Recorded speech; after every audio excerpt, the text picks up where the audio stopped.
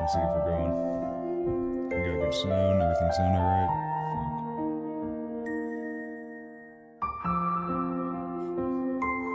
Music's a bit loud, something like that.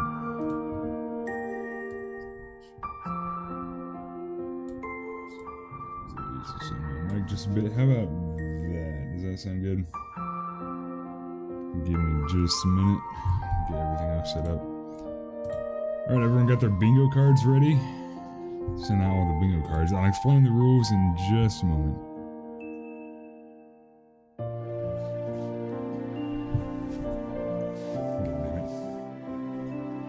Alright, let's see.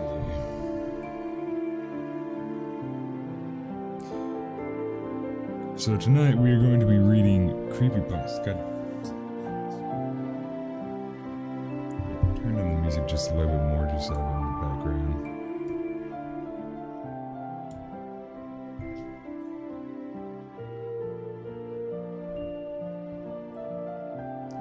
I have to keep talking, that way I can hear my own voice. Yeah, let's turn that down way more. Yeah. There we go. I'm gonna let my gain just a bit too. There we go, we should be good now.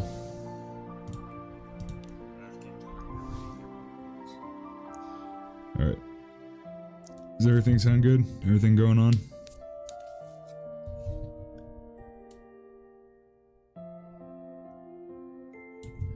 Alright.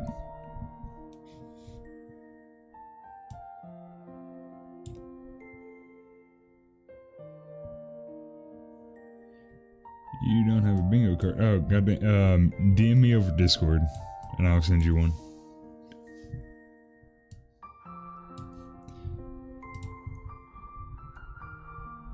Here.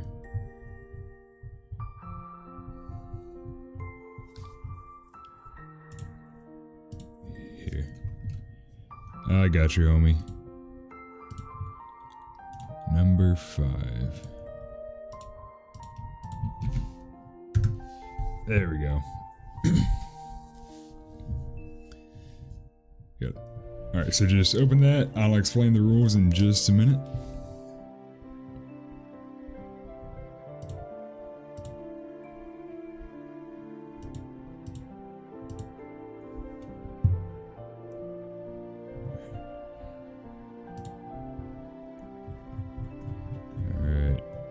Send the last call for the bingo cards to see if anybody else in the other server wants to join.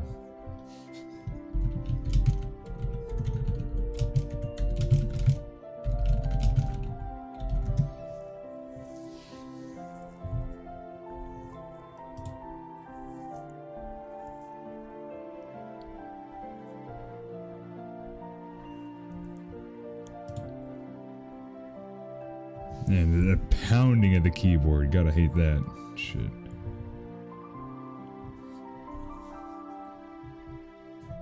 Yeah.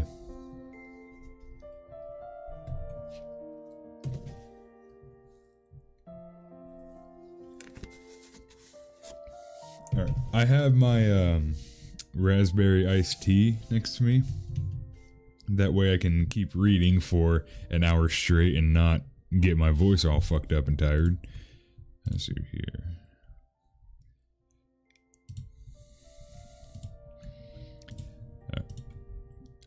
Got one more bingo card to send out.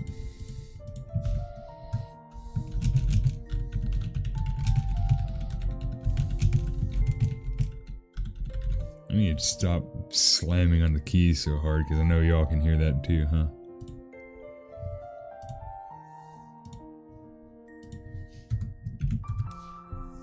There we go. So the whole premise behind this is that, let me mute that shit so I can keep talking.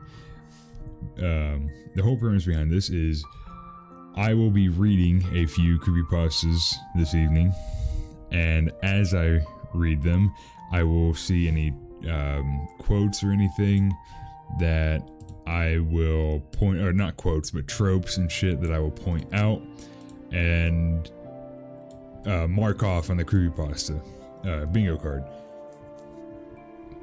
So as I read them, I also have water here too. I have a bottle and a whole gallon next to my floor here. So I just got the raspberry iced tea because it tastes pretty alright. So as I read, if you feel like I fit in a category, we will discuss it in chat. But going over the categories, there are a few. Right? I'm going to go off what I see on my card. It's going to be swapped around. I know the free space should be in the middle, but the website moves all of them around randomly, and I couldn't get the free space to be in the middle the entire time. So it adds a bit more randomness. The free space is random, you know? So that's my cope for me being bad at doing all this. Anyways, alright, to start off, fill in your free space right now, and then I will read through all of the different sections of the bingo card. Alright. Free space goes everywhere. Alright, so we have, first off, misspelling. Misspelling is going to be the easiest one to fill out, because just looking at the few that I was picking out, I picked out, like, within the first sentence, there will be a misspelling. So whenever we come to that, it's going to be another free space pretty much, right? Blatant plagiarism. This happens a lot where it will take plot points and certain character ideas from other works. One of them that I have lined up, you will see. No, Nora, bad. You can't do that here. That means neighbor, right? One of them that I have lined up, you're gonna notice when the blatant plagiarism is there. So, I am literally him. Now, that goes for a few stories where it's pretty much just a self-insert. God damn it! Alright. The bat... I'm gonna fucking...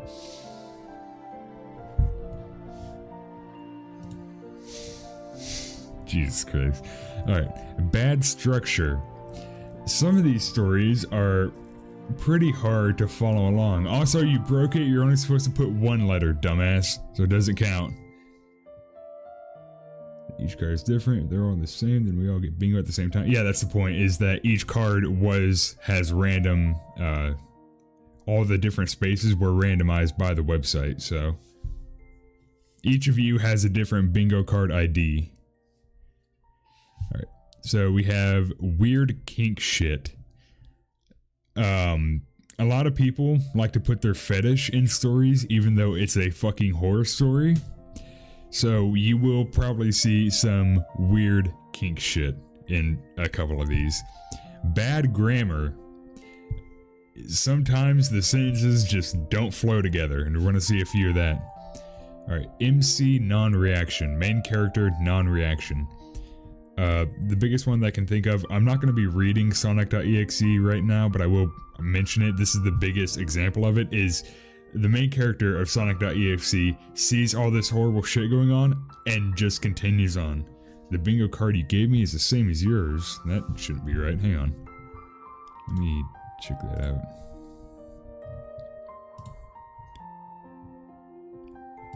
Oh, well, I'll exert history. Hang on. What bingo? Oh, wait, no, I didn't give you a personal bingo card. That was the, that's the one that I sent into the, Discord server. That is my bingo card that I'm using as the example. So, I will message you your own personal bingo card.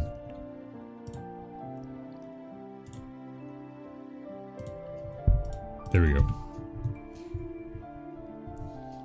There we go. Sorry about that. The whole thing is that I was using mine. I was using my bingo card as like to show how the bingo cards are gonna look. So the one that I posted in the Discord server is mine. So the one that I'm using. So the bingo card that I sent you just now in your direct messages, that's the one that you will be using if you can play along. MC non-reaction. Back to Sonic.exe. The main character of Sonic.exe, he sees all this horrible shit going on, yet he continues playing it. He doesn't stop. He doesn't, take the disc out and snap it or call a priest or anything. He just keeps going. That's a non-reaction. That's like, oh my god, how horrifying. I'm just going to continue going. That's not really good. All right. The Creepypasta house. I can't find it for some reason. It's on there. I'll bring it up if I can find it. If I can't, we'll just have it be another free space. I'll decide that, halfway through. The Creepypasta house basically is that somebody made like a fan fiction or something where I think it's like Jeff the Killer, Slender Man, like Tiki Toby and Smile Dog and a bunch of other ones like that were all living together in one house, and it was extremely homosexual.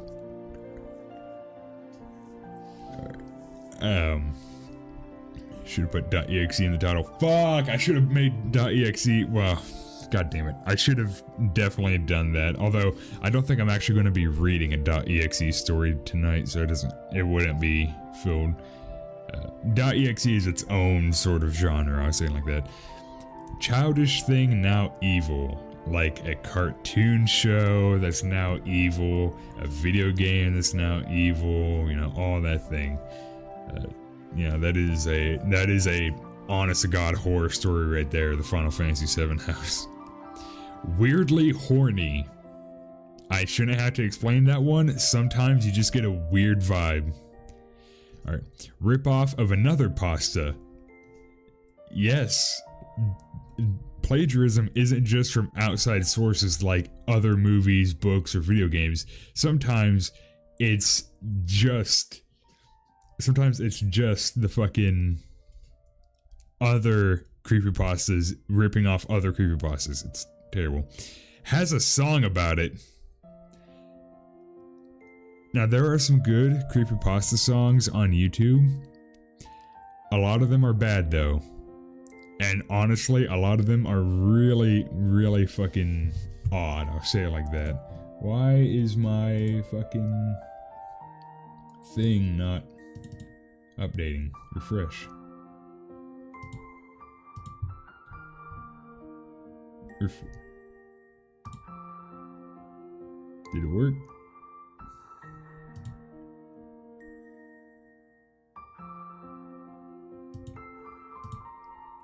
Okay, well, my card thing isn't working for me for some reason. You can't see what I fell out. God damn it. I know what to do. I will do this for each and every one, unfortunately. Just put a fucking X. There we go, and I'll drag that down right to there. There we go. How about that? That is an extremely low-tech solution, but that's what I got. That's what I got. For some reason, it's just not updating in OBS. Alright, so it has a song about it. Creepypasta fan songs. Alright, fucking hoodies. How many creepypasta characters wear hoodies? A lot. There's even one that's literally just named Hoodie. So whenever we see a creepypasta character that is styled and has a hoodie, mark that one off. Any mention of sexual assault. The reason why I put this on is that the most basic and I think the most generic way to make horror is to mention something about sexual assault or sexual harassment and shit like that. And a lot of creepypastas just have it thrown in there. Like Red Mist or the original Squidward Suicide, where for some reason there's just child porn in there. So, yeah. Any mention of sexual assault, we'll mark that off. A teenager. If the creepypasta character is a teenager, that one's pretty self-explanatory. Self-insert characters. Yes. There's a very infamous self-insert character that we'll be reading tonight. I hope you all enjoyed that one.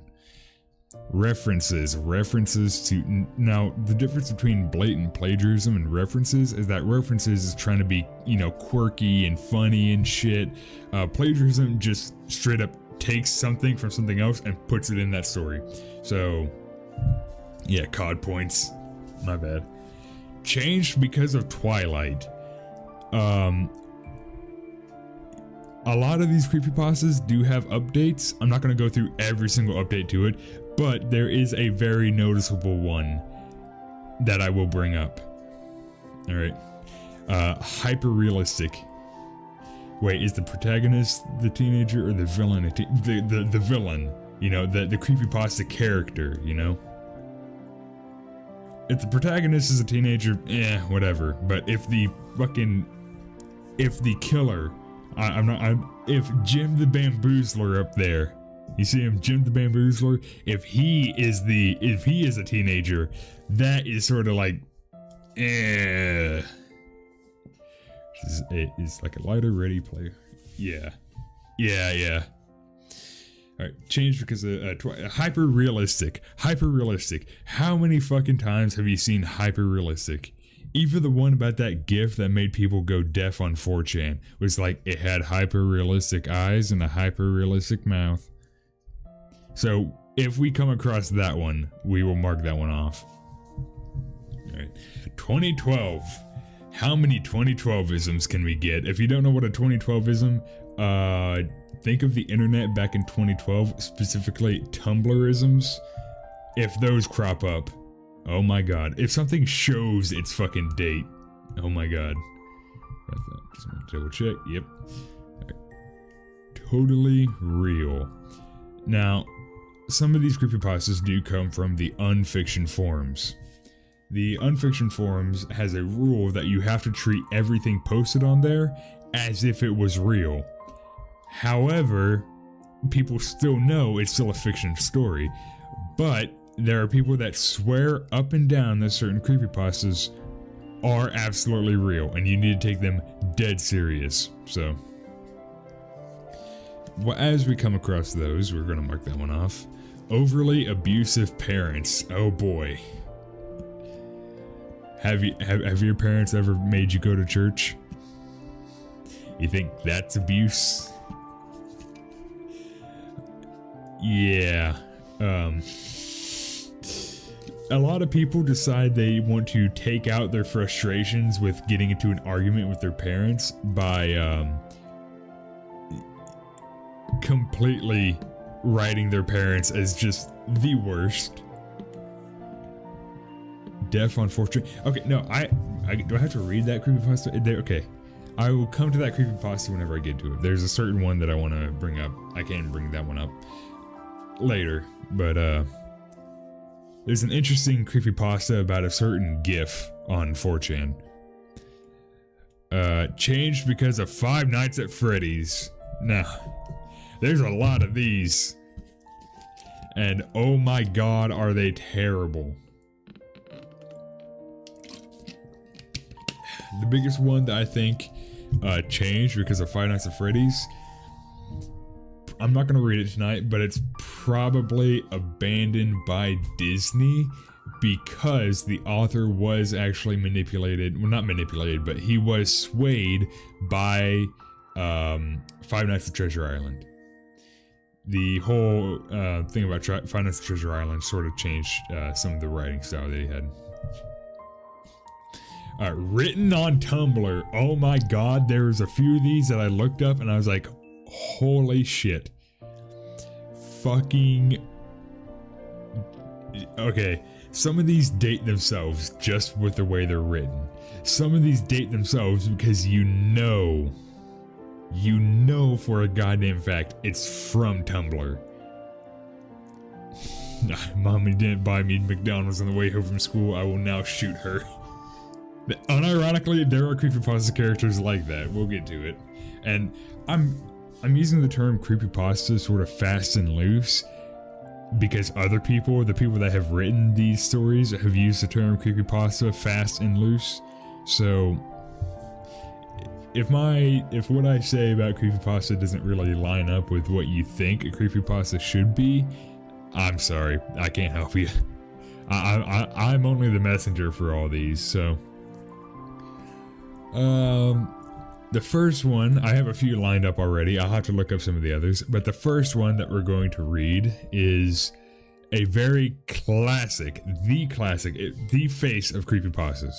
Every single other one, the only one that can compare to this one is either Smile Dog or Slenderman. Alright? This is the classic. Everyone knows about Jeff the Killer. Man, my Disney is pretty good from what I've seen. I like the Disney stuff compliant letter format. It is pretty good, but it definitely had a change after a certain game came out. I'm not going to get into it because I'm not going to read the whole Abandoned by Disney trilogy, but it definitely changed in certain ways. Alright. This is Jeff the Killer Origins, like this entire thing. This is not the original. I'm going to state this is not the original. This is the one that was written in late 2012, mid to late 2012. The original Jeff the Killer is kind of hard to track down, and that one is almost unreadable. So, we're going to go down to the Jeff the Killer creepypasta story. Alright. Excerpt from local newspaper. Ominous unknown killer is still at large. After weeks of unexplained murders, the ominous unknown killer is still on the rise.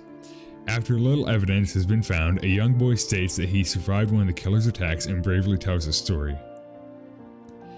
I had a bad dream and I woke up in the middle of the night, says the boy. I saw that for some reason the window was open, even though I remember it being closed before I went to bed. I got up and shut it once more. Afterwards, I simply crawled under my covers and tried to get back to sleep. That's when I had a strange feeling, like someone was watching me. I looked up and nearly jumped out of my bed. There, in the little ray of light illuminating from between my curtains, were a pair of two eyes. Slight break in the story. What kid talks like this?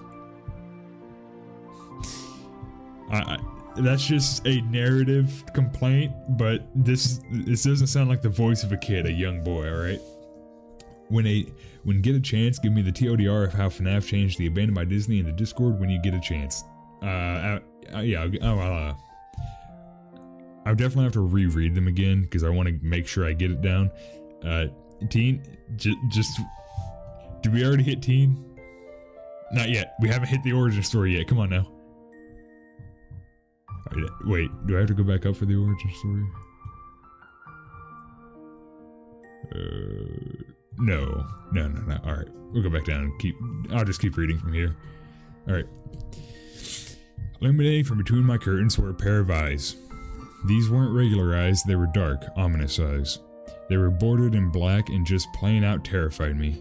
That's when I saw his mouth, a long, horrendous smile that made every hair on my body stand up. The figure stood there, watching me. What newspaper would even report any incident like this? I mean, if there's a serial killer going around, the newspaper will want to inform people about it, but I don't know why they would write it out like this. That's when I saw his mouth, a long, horrendous smile that made every hair on my body stand up. The figure stood there watching me. Finally, after what seemed like forever, he said it. A simple phrase, but said in a way only a madman could speak. He said, "Go to sleep." I let out a scream. That's what sent him at me. He pulled up a knife aiming at my heart. I'm sorry. He pulled up a knife aiming... I still keep thinking of a kid. I still keep thinking of a kid saying all this. So I'm narrating it in my own mind as a kid, and I'm like, these words don't match what a kid says. It's written like a novel, not a newspaper. I know. I mean, they didn't... You gotta take into account when writing things like this, tone, who's saying it, and who's chronologizing it, like who's writing it down. If it's gonna be in a newspaper, it's probably not gonna be written like this. Alright. He jumped on top of my bed. I fought him back, I kicked, I punched, I rolled around trying to knock him off me. That's when my dad busted in. The man threw the knife, it went into my dad's shoulder. The man probably would have finished him off if one of the neighbors hadn't alerted the police. They drove into the parking lot and ran towards the door. The man turned and ran down the hallway. I heard a smash, like glass breaking. As I came out of my room, I saw the window that was pointing towards the back of my house is broken. I looked out to see him vanish into the distance. I can tell you one thing, I will never forget that face, those cold, evil eyes, and that psychotic smile. They will never leave my head. That went into my head too, man. Just fucking, I don't want to scream into my mic while doing this. Alright. Police are still on the look for this man. If you see anyone that fits the description of this story, please contact your local police department. Jeff and his family had just moved into a new... Okay, I should state, the formatting on this website is not helping the story whatsoever. There are no indentations into the different paragraphs. There are only like gaps in between them. And right here is where the newspaper ends. The newspaper ends at please contact your local police department. So now we get into the actual origin story of Jim the Bamboozler. Alright. Jeff and his family had just... I'm sorry, I can't read the name Jeff and not laugh anymore. Like, fucking, I am so fried on this shit, alright. I know how this origin story ends up. I know how it ends up, and I just can't read the name Jeff without making myself laugh. Jeff and his family had just moved into a new neighborhood.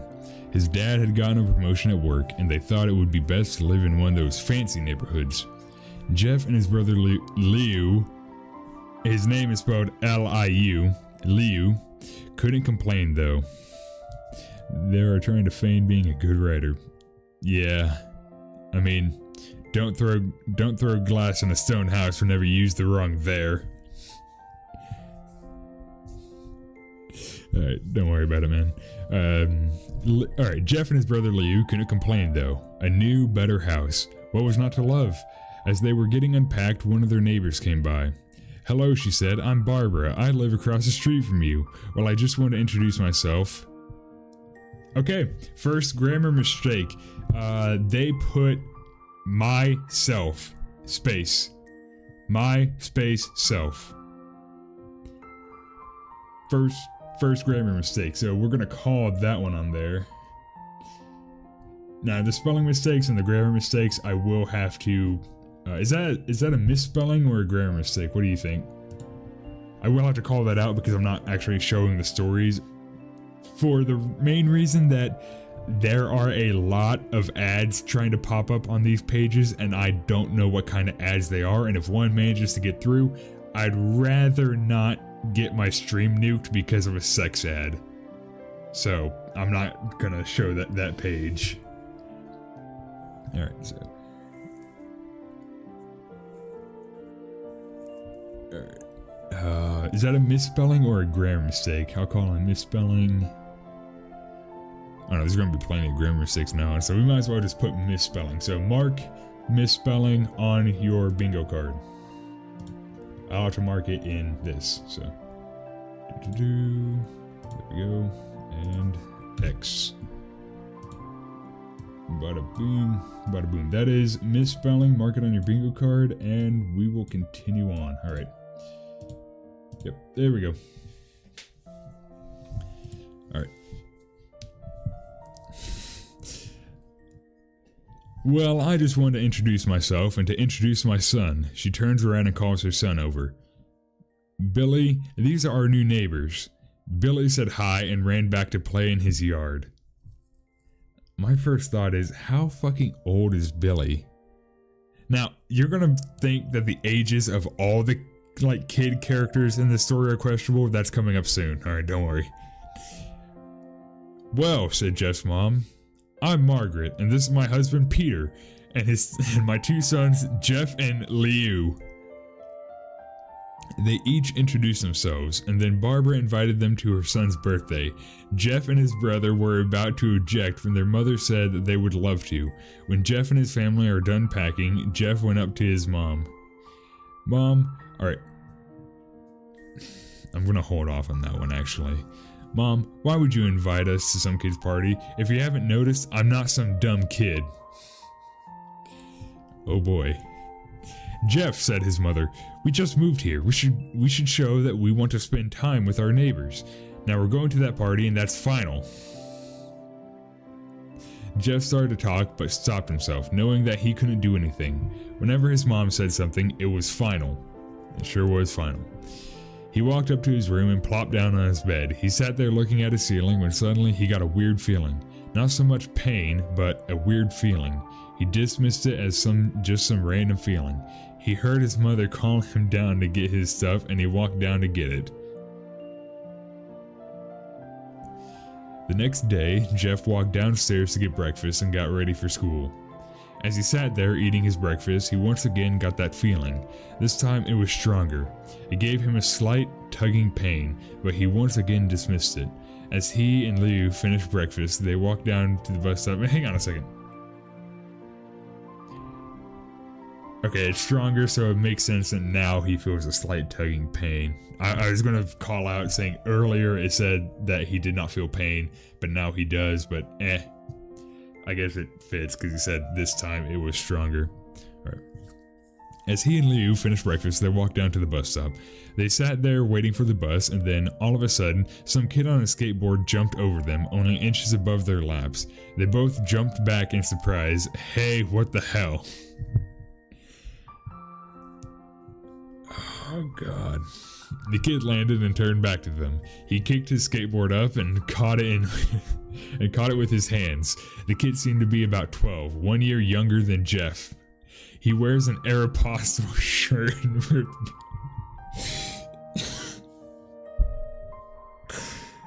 Okay, do we want to call that one an Aeropostale reference or a 2012ism? If y'all, I hope you all remember what Aeropostale is, because oh my god.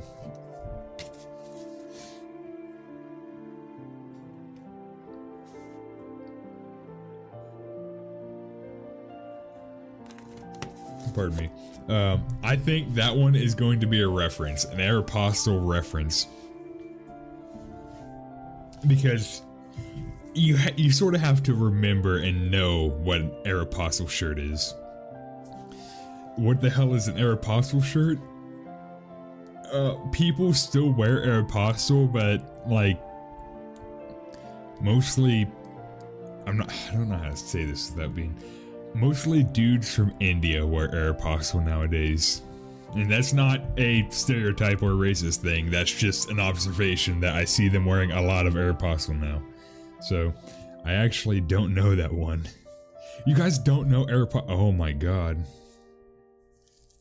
2000, yeah! Alright, so is that a 2012ism or a reference? Because people still wear Aeropostale nowadays, it's just not as much as back in like 2012. So is that, would you say that's a reference or a 2012ism? Me, I'm calling that one more of a reference. Oh, y'all have no idea what's coming up. I just overlooked the next paragraph and I'm like, holy shit, dude. Alright, we're gonna call that one a reference. I was like 4 in 2000. Alright, we're gonna call that one a reference, alright. So mark down on your bingo card, reference. I hope you all are having as much fun as I am, because oh boy, it's about to get real fucking good. So, references, there we go. Mark that down your bingo card and we're going to continue.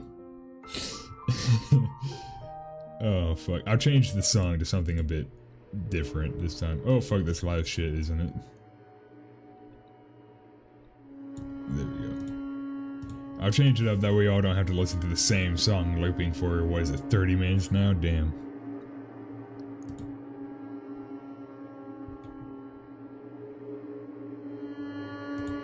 There we go.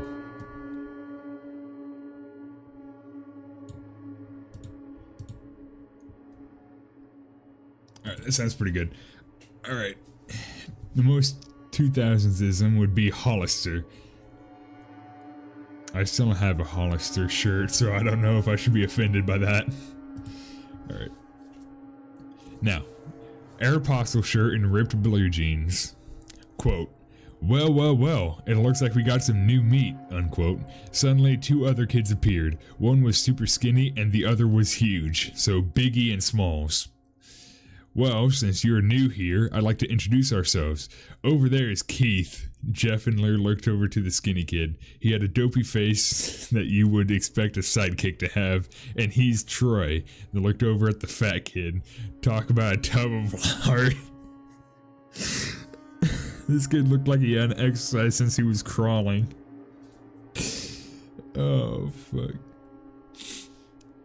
And I, said the first kid, am Randy. Now, for all the kids in this neighborhood, there's a small price for bus fare, if you catch my drift.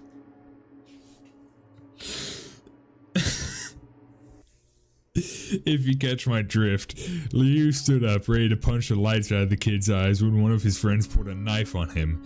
Tisk, tisk, tisk. I had hoped he would be more cooperative, but it seems he must do this the hard way. Alright. The kid walked up to Liu and took his wallet out of his pocket. Jeff got that feeling again. Now it was truly strong, a burning sensation. He stood up, but Liu gestured to him to sit down. Jeff ignored him and walked over to the kid. Listen here, you little punk. Give back my bro's wallet. I can't, dude. Oh, fuck. Oh, fuck, man. I'm sorry. That was a bit loud. I'm sorry. Listen here, you little punk. Give back my bro's wallet or else. Randy put the wallet in his pocket and pulled out his own knife. Oh, and what will you do? Just as he finished the sentence, Jeff popped the kid in the nose. As Randy reached for his face, Jeff grabbed the kid's wrist and broke it. Randy screamed and Jeff grabbed the knife from his hand. Troy and Keith rushed Jeff, but Jeff was too quick. He threw Randy to the ground. Keith lashed out at him, but Jeff ducked and stabbed him in the arm. Keith dropped his knife and fell to the ground screaming. Troy rushed him too, but Jeff didn't even need the knife. He just punched Troy straight in the stomach and Troy went down. As he fell, he puked all over. Liu could do nothing but look in amazement at Jeff. Okay, so this is a hard self-insert. Everybody mark self-insert on your fucking thing. This is a hard self-insert. I am so badass. I am so badass. Everyone mark that one down. You see what I mean when I said the next few fucking paragraphs? Oh my god. Self-insert.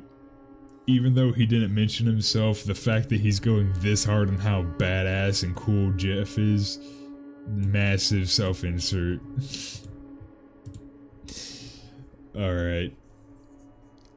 Oh, I've already got 3. I only got 2 more before fucking bingo. I'm gonna beat all of you. I don't think teens are capable of that. I know. I know, dude. It's like, oh fuck, man. You have no idea how hard it is to read this and not just burst out laughing. I remember reading this back whenever I was fucking 10, dude. Oh fuck. Alright. I thought it was the coolest shit ever back then too. Jeff, how'd you, was all he said. They saw the bus coming and I knew Hey, what? No, that was me misreading that, sorry. Don't take that, that was me misreading. Alright, they saw the bus coming and knew they'd be blamed for the whole thing, so they started running as fast as they could. As they ran, they looked back and saw the bus driver rushing over to Randy and the others. As Jeff and Liu made it to school, they didn't dare tell what happened. All they did was sit and listen. Liu just thought of that as his brother beating up a few kids, but Jeff knew it was more. It was something scary. As he got that feeling, he felt how powerful it was. The urge to just hurt someone. He didn't like how it sounded, but he couldn't help feeling happy. He felt that strange feeling go away and stay far away for the entire day of school. Even as he walked home due to the whole thing near the bus stop and how now he probably wouldn't be taking the bus anymore, he felt happy. When he got home, his parents asked him how his day was, and he said in a somewhat ominous voice, "It was a wonderful day." My voice cracked as I said that, goddamn. My throat is already trying to quit on me. My vocal cords don't want me to read this shit. It was a wonderful day. Next morning, he heard a knock at his front door. He walked down to find 2 police officers at the door, his mother looking back at him with an angry look. Jeff, these officers told me that you attacked 3 kids, that it wasn't regular fighting, and that they were stabbed. Stabbed, son. Damn, son, you stabbed him? Shit. Jeff's gaze fell to the floor, showing his mother that it was true. Mom, they were the ones who pulled the knives on me and Liu. Son, said one of the cops, we found 3 kids, 2 stabbed, 1 having a bruise on his stomach, and we have witnesses proving that you fled the scene. Now what does that tell us? Jeff knew it was no use. He could say him and Liu had been attacked, but then there was no proof it was not them who attacked first. They couldn't say that they weren't fleeing because, truth be told, they were. So Jeff couldn't defend himself or Liu. Oh, fuck. Son, call down your brother. Jeff couldn't do it since it was he who beat up all the kids. Sir, it was me. I was the one who beat up the kids. Liu tried to hold me back, but he couldn't stop me. The cop looked at his partner and they both nod. Well, kid, looks like a year in juvie. Wait, says Liu. They all looked up to see him holding a knife. The officers pulled their guns and locked.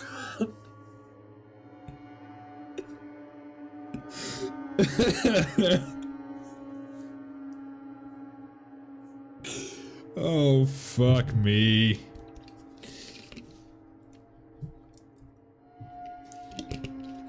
I fucking can't. Fucking, he's got a gun!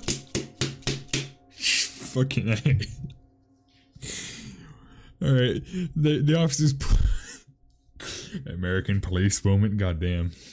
The officers pulled their guns and locked them on Liu. It was me, I beat up those little punks. Have the marks to prove it. He lifted up his sleeves to reveal cuts and bruises, as if he was in a struggle. Son, just put the knife down, said the officer. Liu held up the knife and dropped it to the ground. He put his hands up and walked over to the cops. No, Liu, it was me. I did it. Jeff had tears running down his face. No trial. No trial. Straight to jail. Are you kidding me? He's the main character. He has to go to jail. No, Liu, it was me. I did it. Jeff had tears running down his face. Huh, poor bro. Trying to take the blame for what I did. Well, take me away. I fucking can't. Oh, fucking A. Take me away. Oh my god. The police led Liu out to the patrol. I really have to pause every 5 minutes to just say, this is written like shit. No offense to the author and anything. All offense to the story. This is written like shit, man. No, Liu, it was me. The police led Liu out to the patrol car. Liu, tell them it was me. Tell them I was the one who beat up those kids. Jeff's mother put her hands on his shoulders. Jeff, please, you don't have to lie. We know it was Liu. You can stop. Jeff.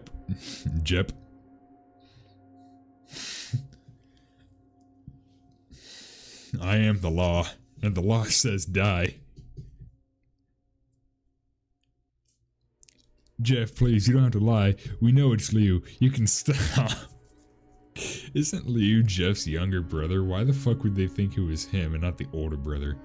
Jeff watched helplessly as the cop car speeds off with Liu inside. A few minutes later, Jeff's dad pulled into the driveway, seeing Jeff's face and knowing something was wrong. Son, what is it? Jeff couldn't answer. His vocal cords were strained from crying. Instead, Jeff's mother walked his father inside to break the bad news to him as Jeff wept in the driveway. They just leave him out there? As Jeff wept in the driveway. After an hour or so, Jeff walked back into the house, seeing that his parents were both shocked, sad, and disappointed. He couldn't look at them. He couldn't see how they thought of Liu and when it was his fault. He couldn't see how they thought of... I think that's bad grammar. It's not that great.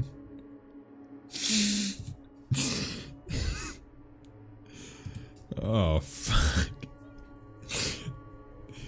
The cops are at the door. It's Mr. Dread. Alright. Yeah, I think that one's bad grammar. That sentence doesn't seem right. He couldn't see how they thought of Liu when it was his fault. So that might work as a sentence. It just doesn't sit right with me. All right, we have more chances. We're just going to continue on. All right. He just went to sleep, trying to get the whole thing off his mind. 2 days went by with no word from Liu at JDC. No friends to hang out with, nothing but sadness and guilt.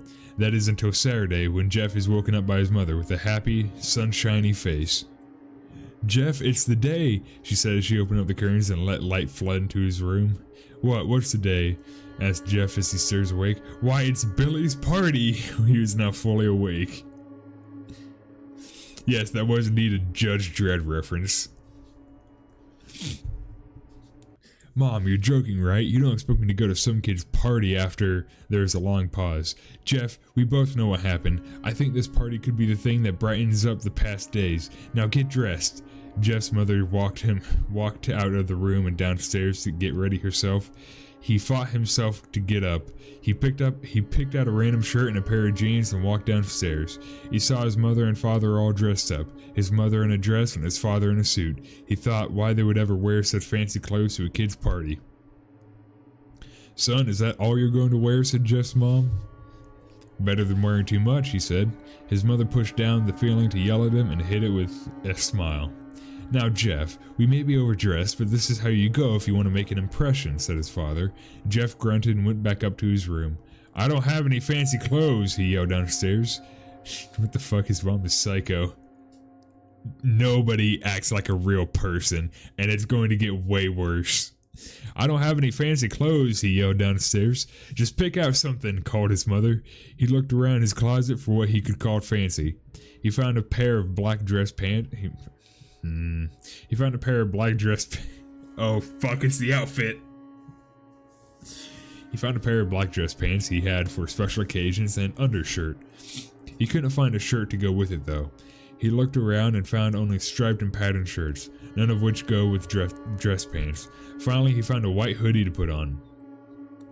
You're wearing that?" they both said. His mother looked at her watch. Oh, no time to change. Let's just go," she said as she herded Jeff and his father at the door. They crossed the street over to Barbara and Billy's house. They knocked on the door and it appeared that Barbara, just like his parents, was way overdressed.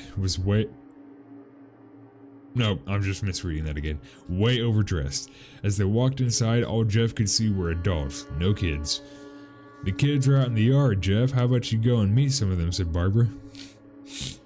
Jeff walked outside to a yard full of kids. They were running around in weird cowboy costumes and shooting each other with plastic guns.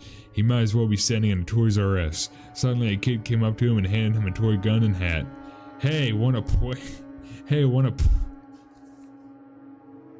Fuck. "Hey, wanna play?" he said. "Ah, no kid, I'm way too old for this stuff." The kid looked at him with that weird puppy dog face. "Please," said the kid. "Fine," said Jeff. He put on the hat and started to pretend to shoot at the kids. At first he thought it was totally ridiculous, but then he started to actually have fun. It might not have been super cool, but it was the first time he had done something that took his mind off of Liu. This is a creepypasta, by the way. It sounds like my mom. She does that overdressing thing a lot. Yeah. There's the hoodie. He's right. It's the hoodie. It's the hoodie. I totally forgot. All right, everyone, mark off hoodie on your bingo card. There's the fucking hoodie. Oh fuck. I almost completely overlooked it. I brought up the fact that it's the outfit, and then I forgot it's the fucking hoodie. All right, fucking hoodies. There we go. Mark that one on your bingo card. We're on a fucking roll, and this is the first fucking story. My voice is already giving out. Holy shit. Fucking A, man. Let me get another drink. Hang on.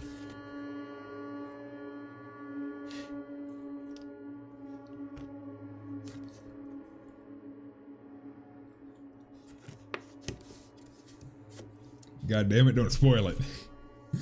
Oh, the logistics of that. That ain't how that works, too. It's terrible. Fucking terrible.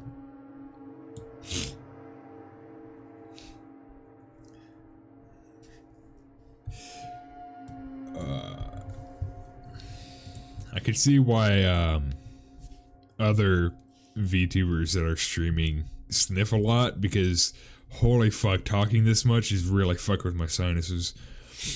Alright. It might not have been super cool, but it was the first time he had done something that took his mind off of Liu. So he played with the kids for a while until he heard a noise. A weird roaring noise. Then it hit him. Randy, Troy, and Keith all jumped over the fence on their skateboards.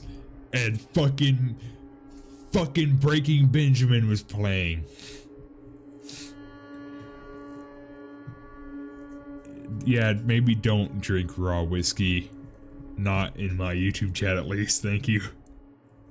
I mean, I can't stop you. But do you really want to become Jim the Bamboozler? Is that what you want? Alright, so fucking Randy, Troy, and Keith all jumped over the fence on their skateboards. They were listening to Jane's Addiction and smoking pot. They're the cool kids. Jeff dropped the fake gun and ripped off the hat. Randy looked at Jeff with burning hatred. "Hello, Jeff, is it?" he said. "We have some unfinished business." Jeff saw his bruised nose. "I think we're even. I beat the crap." Okay, yep, bad grammar. Okay, they broke the comma. They broke the fucking quote rule. That's bad grammar. Should have put skateboarding. No, because it's only really in this story. And trust me, we have a few more to go. Oh my god. Alright. F. Oh, is the stream dying? 360 kickflip plus melon 360. Alright. Fucking, we'll put that one in bad grammar. They fucked up the quotations. I know you guys can't see it, but they fucked up the quotations there. So I'm gonna put that one under bad grammar. So mark off bad grammar on your fucking bingo card. We're on a roll. Jonathan the Juggler really is helping us get through this bingo card very fast. It's fine for me. Y'all internet stinks. I don't know. It seems I got pretty good connection. I mean, I'm running on pretty high latency. That way, there's, you know, good quality and shit. You can't drink your whiskey raw, Florida man. He's calling you out, man. That's what's going on. No, that's not in the actual story. I'm just like, the way it's written, like they all jumped over the fence on their skateboards. I'm like, I can hear Jane's Addiction in my head. It's not actually in the story, but it would be the kind of story that's like, while you're reading this creepypasta, start Jane's Addiction album number 3 on the 4th song, and by the time you get to the 19th paragraph, make sure it's on song number 7. I had my first drink. It was a huge glass of Jack Daniels. Damn, son. And it burned the hell out of my throat. See, that's the interesting thing about me right now. I'm pouring my water, I'm sorry if you can hear it. But, that's the interesting thing about me right now is I'm basically I'm basically abstinent because I can't afford liquor right now. Alright. Let's get back to it. I don't want to be doing this all night. We still have a ways to go. This is story number 1 of 5 I have lined up.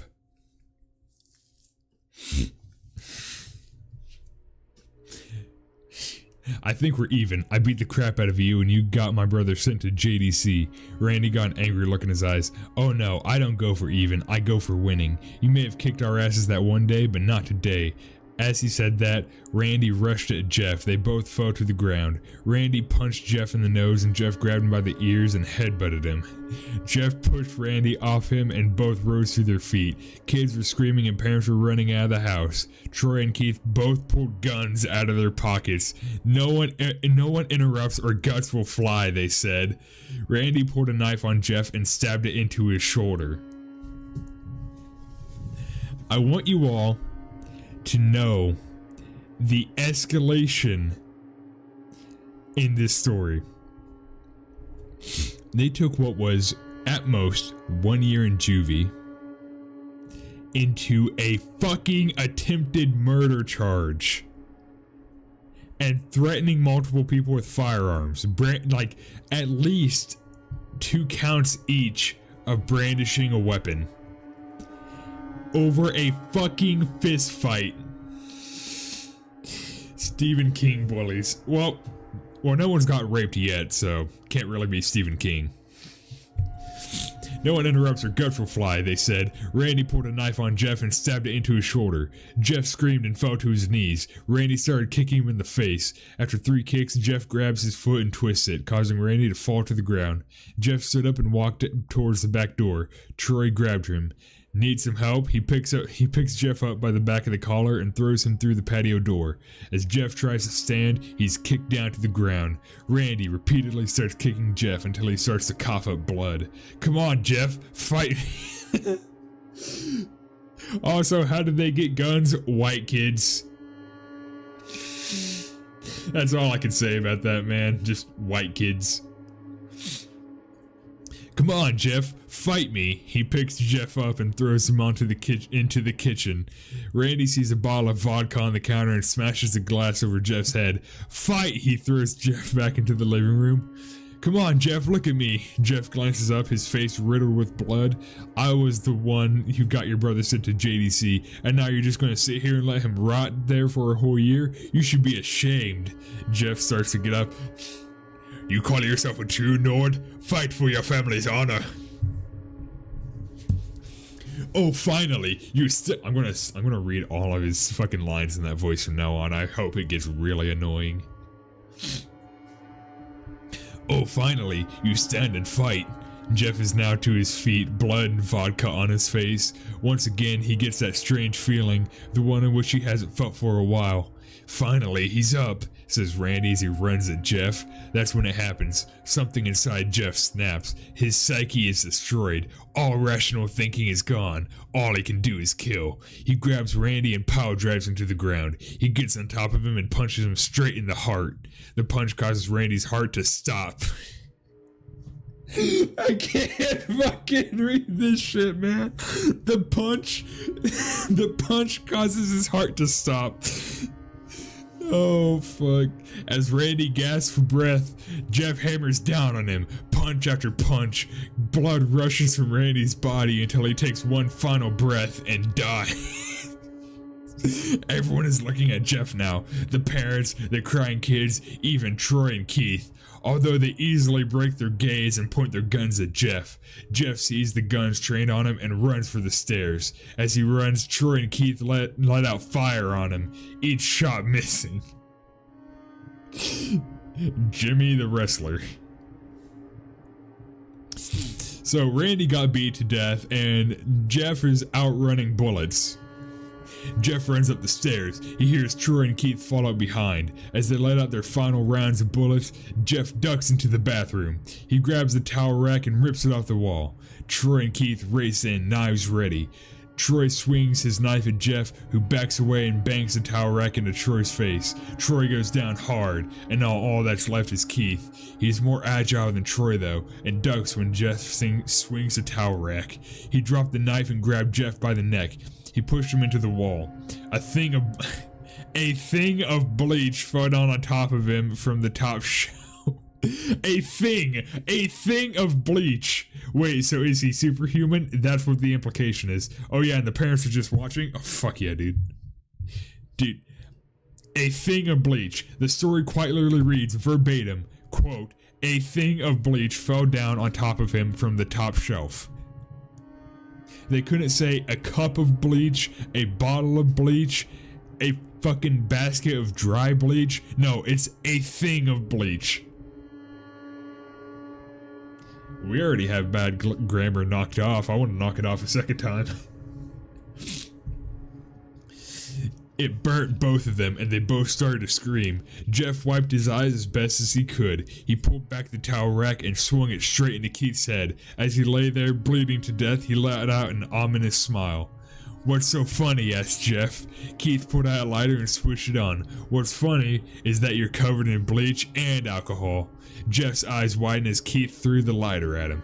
As soon as the flame made contact with him, the flames ignited the alcohol and the vodka. While the alcohol burned him, the bleach bleached his skin. The bleach bleached his skin. What counts as bad structure? If the story jumps around a lot. If the story goes from like point C to point B to point F to point A, you see what I mean? Like if the story keeps jumping around a lot. We haven't had that yet, but it'll come up, trust me. Maybe it won't. I don't know if it actually will come up in these next couple stories, but damn, he's going as good as... No, I like Shakespeare. I like Shakespeare. That's better. Fucking A. My voice is gonna be fucked tomorrow. Alright, as soon as... Also, how fucking... They've gotta be fucking distilling moonshine if lighter can immediately ignite everything on his body like that. Alright, Jeff let out a terrible screech as he caught on fire. He tried to roll out the fire, but it was no use. The alcohol had made him a walking inferno. That's also not how that works. He ran down the hall and fell down the stairs. Everyone started screaming as they saw Jeff, now a man on fire, drop to the ground, nearly dead. The last thing Jeff saw was his mother and the other parents trying to extinguish the flame. That's when he passed out. You don't talk for a living, do you? I hardly ever talk. I don't talk to people. I don't like people. Maybe. Do I link my subscribe star now? Is this good time? I'm not going to. Fuck it. No, I make pizzas for a living. It's a good job. It just sucks that they're cutting my hours real bad. Bleach isn't alcohol. Well, he smashed a bottle of vodka over him, but that vodka has got to be like fucking 80 proof or 90 proof, dude. That shit has gotta be fucking pure. That's not vodka, motherfucker. That is pure, just straight up ethanol. If it's burning like that. I swear to God, in a different story of this that I read, it wasn't vodka. They straight up just poured gasoline on him just to fuck with him or something. Because I don't remember the whole, vodka burning like thermite. I don't remember that. Now the adults were screaming, hey, man. The onlookers are only important whenever they need an audience, alright? They don't exist. Whenever the main action is happening, the onlookers don't exist. Funny, I'm getting pizza after work. Hey man, hope you enjoy. Real quick, tangent. What's y'all's favorite kind of pizza? This has nothing to do. What's your favorite kind of pizza? Everclear lights up real fast and hot, but it doesn't. It like burns the fumes. It doesn't burn. I don't think it'd burn all the way to where the dude is quite literally getting his skin completely bleached white. Pepperoni, very good. Pepperoni pizza is very good. Pineapple. Hey, pineapple pizza is pretty fucking good. Oh man, dude. Hey, we don't shame people, alright? I make pizza all the fucking time. Alright, pineapple pizza ain't bad. Now it really depends on what kind of pineapple you got. If you got like pineapple that doesn't taste super sweet, that's pretty bad. If you got one that's super sweet, that's real bad. If your coworkers leave the pineapple out all night and all of a sudden it becomes fermented, that's also very bad. Anyways. Alright, back to the fucking creepypasta. Pepperoni, black olive, and Italian sausage pizza, or bacon and pineapple pizza. Very good. Very good. It's like frying sushi. They do fry sushi. There is fried sushi. I hate to break it to you, man. I'm sorry. Alright. Look, pineapple pizza ain't bad, alright? You ain't gotta eat it. No one's forcing you to eat it. Why are you mad at other people for eating it? It ain't no problem. Needs to be like grilled pineapple. Very true. Hey, sweet and salty is a very good combination, man. Sweet and salty. Alright. When Jeff woke, he had a cast wrapped around his face. He couldn't see anything, but he felt a cast on his shoulder and stitches all over his body. He tried to stand up, but he realized that there was some tube in his arm. And when he tried to get up, it fell out and a nurse rushed in. "I don't think you can get out of bed just yet," she said as she put him back in his bed and reinserted the tube. Jeff sat there, with no vision, no idea of what his surroundings were. Finally, after hours, he heard his mother. "Honey, are you okay?" she asked. Jeff couldn't answer though. His face was covered and he was unable to speak. "Oh, honey, I have great news. After all the witnesses told the police that Randy confessed of trying to attack you, they decided to let you go." You don't fucking say. They decided to let Leo go. This made Jeff almost bolt up, stopping halfway, remembering the tube coming out of his arm. He'll be out by tomorrow, and then you two will be able to be together again. Jeff's mother hugs Jeff and says her goodbyes. The next couple of weeks were those where Jeff was visited by his family. Then came the day where his bandages were to be removed. His family members were all there to see it, what he would look like. As the doctors unwrapped the bandages from Jeff's face, everyone was on the verge of their seats.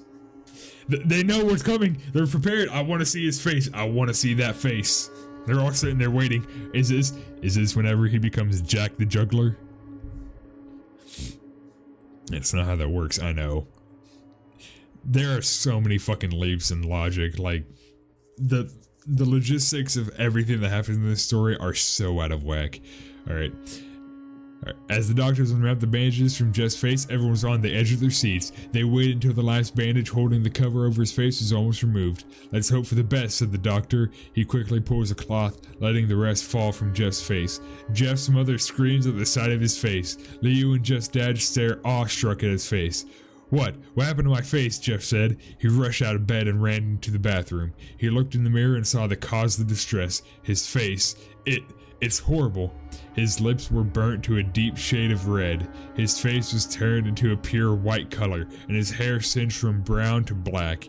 He slowly put his hand to his face. It had a sort of leathery feel to it now. He looked back at his family, then back to the mirror. "Jeff," said Lou, "it's not that bad."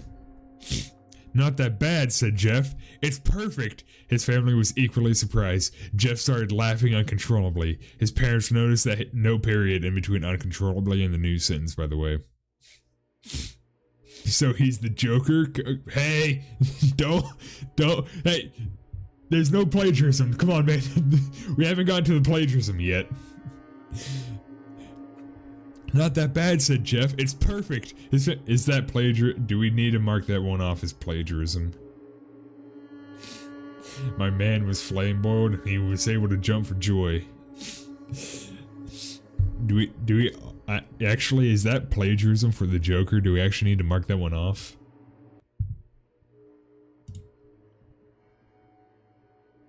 I don't think that's blatant plagiarism. He is quite Joker pilled, but I don't think that's blatant plagiarism. Not quite yet. It's not that bad, it's perfect. His parents noticed that his left eye and hand were twitching. Jeff, are you okay?" "Okay, I've never felt more happy." "Ha ha ha ha ha! Look at me. This face goes perfectly with me." Bro, it's actually human. No, not blatant. Yeah, that's what I figured. It could be, you know, aping off of fucking Joker, but not blatant. Not quite. This face goes perfectly with me." He couldn't stop laughing. He stroked his face, feeling it. Looking at it in the mirror, what caused this? "Well, you may recall that when Jeff was fighting Randy, something— Wait, why the fuck? I just noticed, that's a fourth wall break. The author of the creepypasta is directly talking to the reader. He says, "What caused this? Well, you may recall that Jeff was fighting Randy. Something in his mind, his sanity snapped. Now he was left as a crazy killing machine that is, his parents didn't know."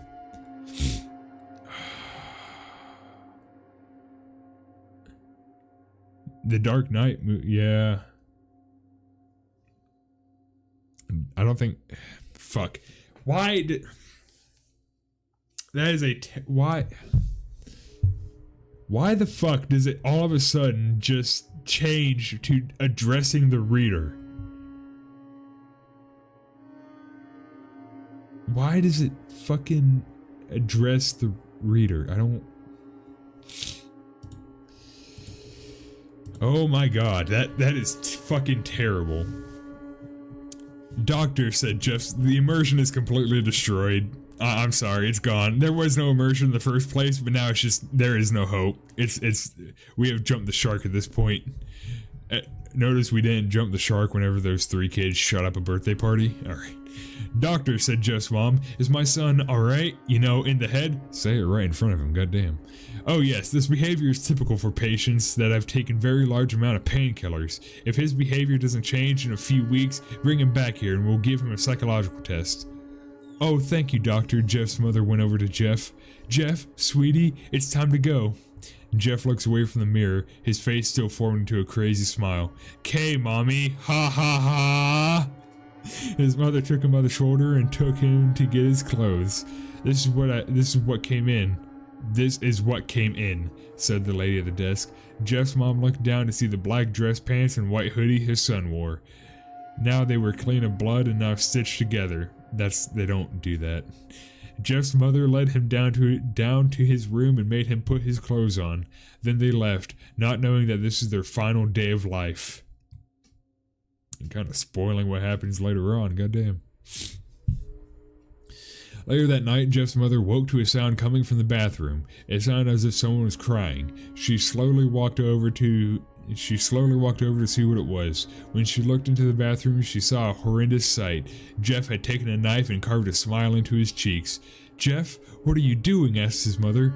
Jeff looked over to his mother. "I couldn't keep smiling, Mommy. It hurt after a while. Now I can smile forever." Jeff's mother noticed his eyes, ringed in black. "Jeff, your eyes!" His eyes were seemingly never closing. "I couldn't see my face. I got tired and my eyes started to close. I burned out the eyelids so I could forever see myself, my new face." Jeff's mother slowly started to back away, seeing that her son was going insane. "What's wrong, Mommy? Aren't I beautiful?" "Yes, son," she said. "Yes, you are. Let me go get Daddy so he can see your face." She ran to the room and shook Jeff's dad from his sleep. It would have been written better if it said Jeff's father. It sounds like the old... Yeah, it gets worse. Shook Jeff's dad from his sleep. "Honey, get the gun. She stopped as she saw Jeff in the doorway holding a knife. "Mommy, you lied." That's the last thing they hear as Jeff rushes them with a knife, gutting both of them. His brother Liu woke up, startled by some noise. He didn't hear anything else, so he just shut his eyes and tried to go back to sleep. As he was on the border of slumber, he got the strangest feeling that someone was watching him. He looked up before Jeff's hand covered his mouth. He slowly raised the knife ready to plunge into Liu. Liu thrashed here and there, trying to escape Jeff's grip. "Shh," said Jeff. "Just go to sleep." Yeah. Again, the logistics of this story. Not blinking for like 3 hours causes permanent damage to your eyes. Not blinking for an hour causes permanent damage to your eyes. I'm pretty sure after 3 hours you just start to go blind. But yeah. So that was the end of Jeff the Killer, the origin story. Holy shit. It took way too long to get to that.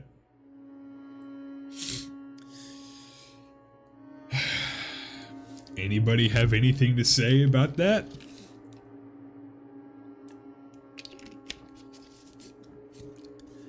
Out fucking standing.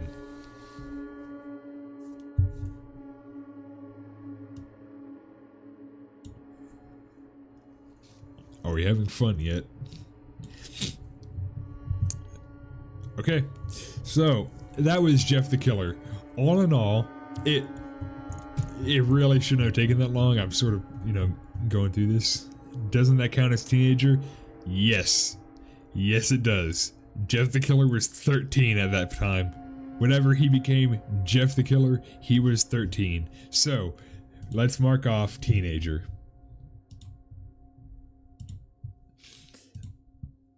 Alright, is there anything else that we missed from this? Because just in one story, we got fucking... aside from the free space, we got 1, 2, 3, 4, 5, 6 fucking spaces already. So, including the free space, 18 more to go to get a full blackout. We're not going for a blackout.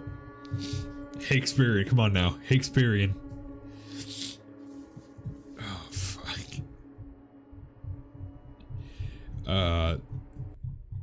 That took a while. The estimated reading time for that story is 23 minutes. I don't have much hope for the other stories in this now, actually.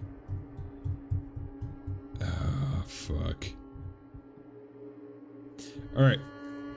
Now, what should we move on to next? Oh fuck, if that was 23 minutes, then the next ones are gonna be fucking hell. Alright. Well. Next, we will do Laughing Jack. I think you're just a slow reader. Well, it's because I keep interjecting in the story. I could probably, you know, get through it like that. If I wasn't reading it out loud, then I could get through it a lot faster. But whenever I read out loud, I'm trying to, like, pronunciate to where y'all can hear it. And also add commentary because this website says that they're going to copyright take down people that make readings of all this shit. So we'll see about that. I'm just going to say that. We will definitely see about that. Alright, next we're going to do Laughing Jack. That was one of 5, by the way. We're going to pound through these. I think I'm only going to do this one and one more. And then we'll see if anyone's got bingo. Does anyone have bingo yet, by the way? I'll just ask that right now. Does anybody have bingo? Alright. Well, we will move on to the next one, which is Laughing Jack. You read like Ben Kissel. I don't know who that is. No bingos? Alright, next one, Laughing Jack Creepypasta. This one I have a very interesting history with that I'm not going to go into, but yeah, very interesting here. It was a nice summer day. My 5-year-old son James was playing outside in the backyard of our suburban home. James has always been a quiet boy. He plays by himself mostly. He never had many friends, but he has always had a wild imagination. I was in the kitchen feeding our dog Fido. Oh, fuck me raw. I was in the kitchen feeding our dog Fido when I heard what sounded like James talking to someone in the backyard. I'm not sure who it was he could be talking to. Could he have finally made a friend? Being a single mom, it's hard for me to always keep an eye on my son, so I decided to go out and check on him. When I went into the backyard, I was a bit confused because James was the only person back there. Was he talking to himself? I could have sworn I heard another voice. James, it's time to come inside, I called out to him. He came inside and sat down at the kitchen table. It was about lunchtime, so I decided to make him a turkey sandwich. James, who were you talking to out there? I asked. James looked up for a moment. I was playing with my new friend, he said, smiling. I poured him some milk and continued to pry, as any good mother would. Does your friend have a name? Why didn't you ask him to have lunch with us? I asked. James stared at me for a moment before replying. His name is Laughing Jack. Single mother-in-law. Damn, son. Yeah, fuck that mom. His name is Laughing Jack. I was a bit taken back by what he had said. Oh, that's a strange name. What does your friend look like? I asked, a bit confused. He's a clown. He has long hair and big swirly clown nose. He's got long arms and baggy pants with stripy socks, and he always smiles. I realized my son was talking about an imaginary friend. I suppose it was normal for kids his age to have an imaginary friend, especially when he has no real kids to play with. It's probably just a phase. The rest of the day went by as per usual, and it was starting to get late, so I put James to bed. I tucked him in, gave him a kiss, and made sure to turn on his nightlight before I closed the door. I was pretty tired myself, so I decided to go to bed not long after. I had an awful nightmare. It was dark. I was in some kind of rundown amusement park. I was scared, running through an endless field of empty tents, broken down rides, and abandoned game huts. The whole place had a horrible look to it. Everything was black and white. The prized stuffed animals all hung from nooses in the game huts, all with sick grins stitched to their faces. It felt like the whole park was looking at me, even though there wasn't another living thing in sight. Then, suddenly, I began to hear music play. The sounds of Pop Goes the Weasel being played on a squeeze box echoed through the park. It was hypnotizing. I followed its tune to the circus tent almost in a trance, unable to stop my legs from moving forward. It was pitch black. The only light came from a single spotlight shining down on the center of the big top. As I walked towards the light, the music slowed down. I found myself singing along, unable to stop. All around the mulberry bush, the monkey chased the weasel. The monkey thought 'twas all in fun. The music stopped right before its climax, and suddenly the lights shot on. The intensity of the lights was like fucking A. I'm getting fucking... I thought it was a single father in the story. Nope, single mom. Wait, so this Fox's Home for Imaginary Friends, but if it was a shitty creepypasta... Yeah, I mean... The original isn't so bad, I mean... The music stopped right before its climax, and suddenly the lights shut on. The intensity of the lights was practically blinding. All I could see was a small dark silhouette shuffle towards me. Then another one appeared, and another, and another. There were dozens of them, all coming towards me. I couldn't move, my legs were frozen. All I could do is watch the haunting figures draw nearer. As they got closer, I could see they were children! What a non-reaction. Well, the main character's dreaming. They were children. As I looked at each one, I noticed they were all horribly disfigured and mutilated. Some had cuts all over their body, others were severely burnt, and others were missing limbs, even eyes. The children enveloped me, clawing at my flesh, dragging me to the ground, and tearing inside me. As the children tore me apart and I faded away, all I could hear was laughter. Horrible, awful, evil laughter. I woke up next morning in a cold sweat. After taking a few deep breaths, I looked over and saw that a few of James's action figures were positioned facing me on top of my nightstand. I sighed. Children? Indeed. It hasn't gotten to the big part yet.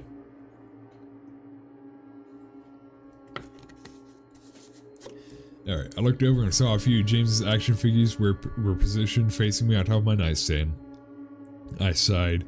James had probably woken up early and put these here. I gathered up the toys and made my way to James' room. However, when I opened the door, James was sound asleep. I just shrugged and placed the toys back in his toy box. Is count as childish thing evil? I'm gonna leave that up to you guys. The question is, do you all find clowns evil? Or clowns scary and evil and shit like that? There are evil clowns, of course, Mr. Gacy, but I'll leave it up to you guys. Does this count as like childish thing evil? Yes, I got one yes.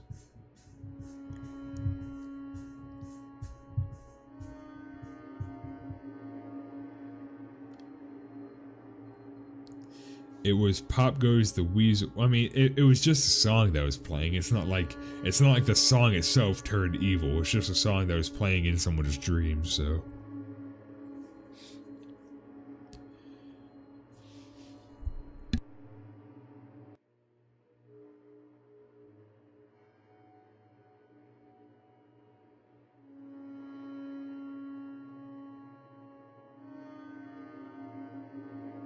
Alright. So it's really up to what you guys, clowns and kids and action figures.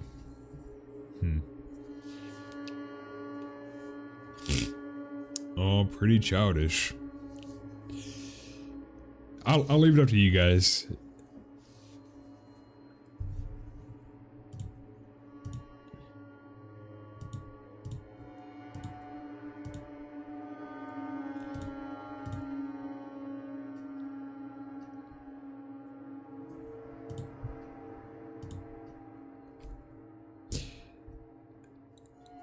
Have some imaginary friends. It is said, though, it's not really an actual imaginary friend. Fuck, man, I gotta switch it over back to... We'll do the other one again.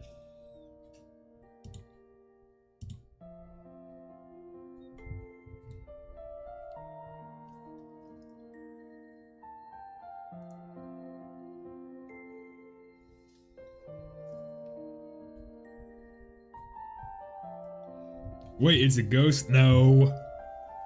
For fuck's sake. Alright, how about this? We will decide if it's childish thing turned evil at the end. How about that? Because we don't got much longer to go. This one isn't nearly as long as the other one. Alright, so. Alright. I just shrugged and placed the toys back into his toy box and headed out to the living room.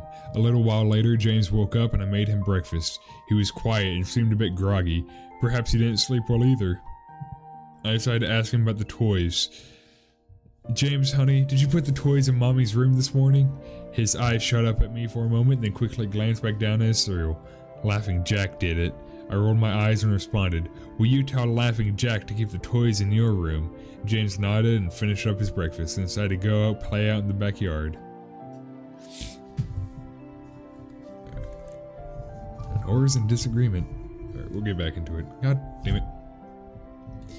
I went to relax in the living room and I must have dozed off because I woke up a couple hours later. Shit, I need to check on James.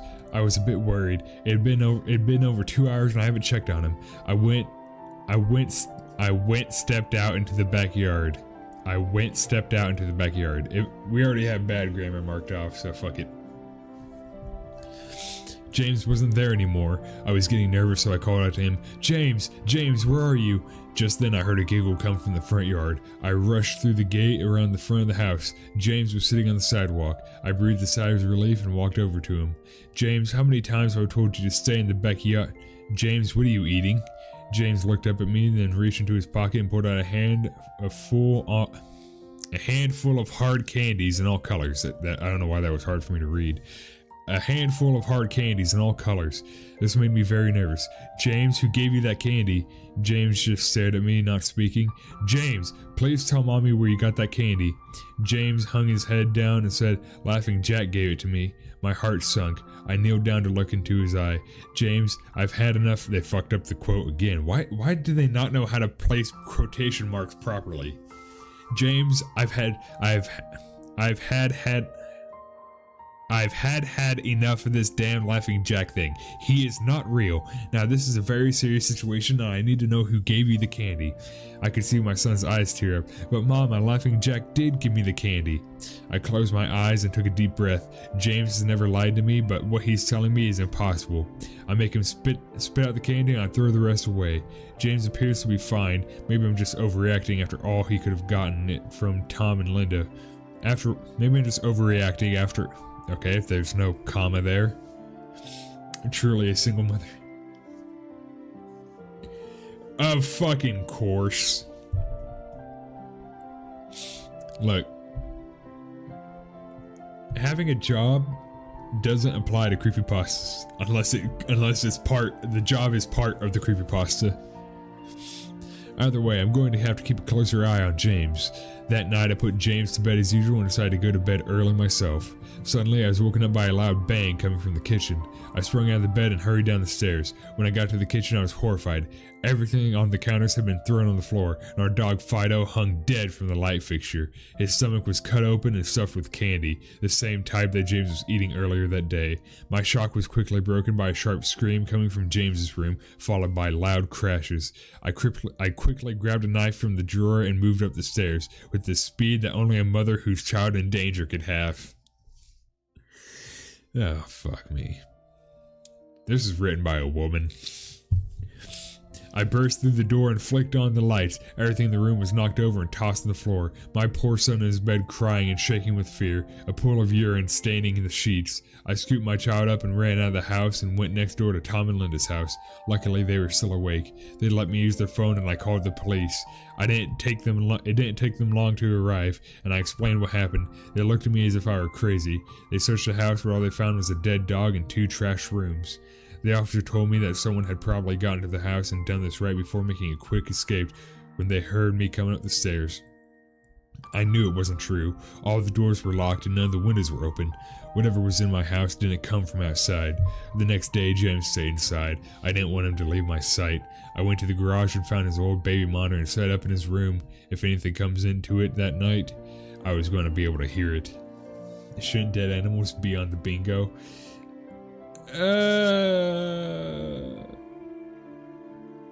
No. Not all of them have dead animals. Hang on. Let me look it over. I suppose the change because of FNAF, because I didn't actually put many creepypastas after 2014 could be changed to dead animals, but I don't think that dead animals are too much of a trope. Show?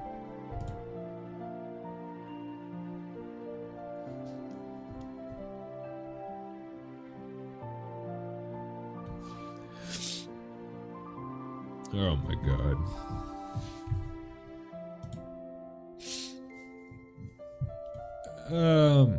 No, I don't think dead animals are too much of a trope. They're definitely a trope, but they're not a cringe trope. Yeah. Alright. Alright. The next day, James stayed inside. I didn't want him to leave my sight. I went to the garage and found his old baby monitor and set up in his room. If anything comes into it tonight, I was going to be able to hear it. I went to the kitchen and grabbed the largest knife from the drawer and put it on my nightstand. Imaginary friend or not, I'm not letting anything hurt my little boy. But you don't love him enough to put him in your bedroom for the night? Soon enough, night came. I put James to bed. He was afraid, but I promised him that I wasn't going to let anything happen to him. I tucked him in, gave him a kiss, and turned on the nightlight. Before closing the door, I whispered to him, "Good night, James. I love you." I tried to stay up as long as I could, but after a few hours, I felt myself drifting off. My baby would be safer for the night, and I needed to sleep. Just as I lay my head on the pillow, I heard a soft noise come from the baby monitor I had put on my nightstand. At first, it sounded like interference, like the kind of radio would make. Then it turned to a soft moan. Was James asleep? Then I heard it, the laugh from my nightmare, that horrible laugh. I sprung up from the bed and grabbed the knife from under my pillow. I rushed over to James' room and creaked the door open. I tried the light switch, but it wouldn't come on. I took a step in and I could feel the warm, thick liquid on my feet. Suddenly, James' nightlight came on. I could see the absolute horror laid out in front of me. James's body was nailed up on the wall, the nails piercing through his hands and feet. His chest was cut open and his organs hung down to the floor. His eyes and tongue had been removed along with most of his teeth. I was disgusted. I could hardly believe that this is my baby boy. Then I heard it again, the soft, desperate moan. James was still alive. My baby, my poor baby, in so much pain, barely clinging to life. Jesus fucking Christ is all I can say about it. I ran across the room and vomited on the floor, but my sickness was interrupted by a horrible cackle coming from behind me. I spun around while still wiping bile from my mouth. Then out of the shadows emerged the fiend responsible for all this horror, Laughing Jack. His ghost white skin and matted black hair hung down to his shoulders. He had piercing white eyes surrounded by dark black rings. His twisted smile revealed a row of sharp, jagged teeth, and his skin didn't look like skin at all. It almost looked like rubber or plastic. He wore a patchy black and white clown outfit with striped sleeves and socks. His body itself was grotesque, his long arms hanging down past his waist. The way he was poised made him look almost boneless, like a rag doll. He let out a sickening laugh as if to let me know he was pleased with my reaction to his work. He then turned around slowly in front of James and began to laugh even more at the horrific sight he has laid out. That was enough to shake me from my terror. I snapped, "Get away from him, you bastard!" I rushed at the monster. Pretty sure you'd die from the pain. Take in mind, this is a fucking kindergartner. This is absolutely written by a woman, because only a woman can fucking visualize the— well, never mind. There's some pretty fucked up people out there. This sounds familiar? Hey, don't spoil anything yet. I rushed at the monster, taking the knife. Yeah, I feel like a woman wrote this just because the way it's written, and violence against children is a fucking extreme. Not for creepypasta though. Sending you the Fear and Hunger OST would make for good background music. Well, hang on, give me a sec.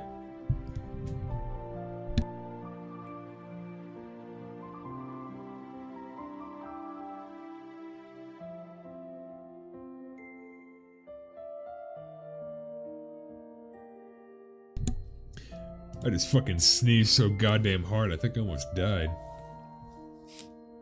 Alright. The background music for this, I should probably switch it over again, huh? Or just mute it. How about that?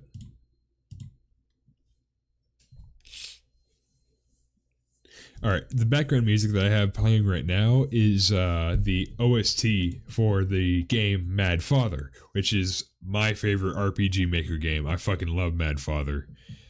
Alright, I'll probably play that on stream here soon. I fucking love it, man. I'm just cringing and hungry. I'll finish up this story and then we'll probably call it here. I'll probably continue this tomorrow as like a surprise stream and we'll continue on. So make sure you like keep the link to your bingo card and take like a screenshot on your phone. That way you remember what you had. And we'll continue again tomorrow. How about that? But we only got like a paragraph and a half less. Alright. Here we go. I rushed at the monster, raising the knife above my head and stabbed down at him, but as soon as the knife touched him, he disappeared in a cloud of black smoke. The knife passed right through and pierced James's still beating heart, splashing the warm blood on my face. No, what have I done? My baby, I killed my baby. I immediately fell to my knees and I could hear sirens in the distance growing louder. My boy, my sweet baby boy. I promised Mommy would protect you, but I failed. I'm sorry, James. I'm so sorry. Police soon arrived to find me in front of my son, still wielding the knife covered in my baby's blood. The trial was short. Insanity. I was placed in the Pheropolis house for the criminally insane. My sister's favorite was Ib. Ibby's pretty good too. Ib. It's pretty good too. There's a my friend knows more about it, but there's a museum exhibit about Ib, I think. And the trial was short. Insanity. I was placed in the Pheropolis house for the criminally insane, where I have been for the past 2 months. It's not so bad here. The only reason I'm awake now is because someone is playing Pop Goes the Weasel outside my window. I'll talk to the orderlies about it in the morning. Well, that was fucking Laughing Jack. So, I can do Windows button Shift S and I can screenshot it, you know, but yeah. So that was Laughing Jack. Do we have any additions to the bingo card?